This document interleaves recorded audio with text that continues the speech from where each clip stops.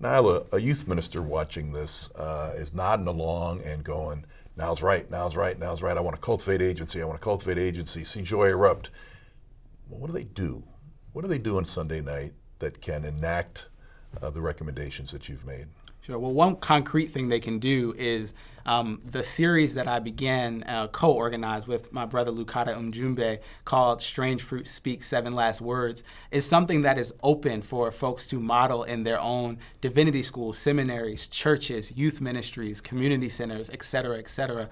And so one thing you can concretely do is model that Strange Fruit Speak series, which is a political theology, a church liturgy that connects the crucifixion of Jesus to those who are being crucified in our midst. For my community, that meant people who were being killed by police.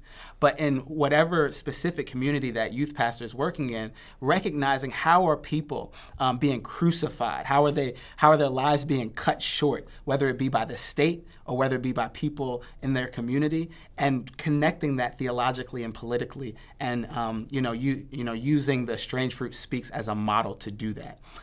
Number two, and I always say this, and this is the organizer in me, the activist in me, but I thought Jesus was an organizer and activist, so it's okay, is to do political education. You cannot act on an issue that you're not aware of.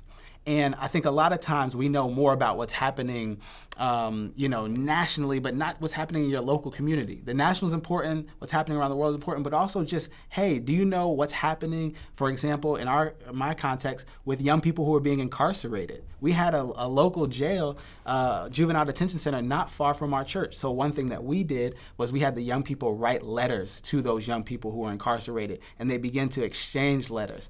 And that was a way for them to raise their awareness in a very concrete way and to connect that awareness to action. And so just incorporating political education into your sermons, incorporating political education into your weekly Bible studies, incorporating political education into study groups. So we were reading The New Jim Crow by Michelle Alexander alongside the Bible.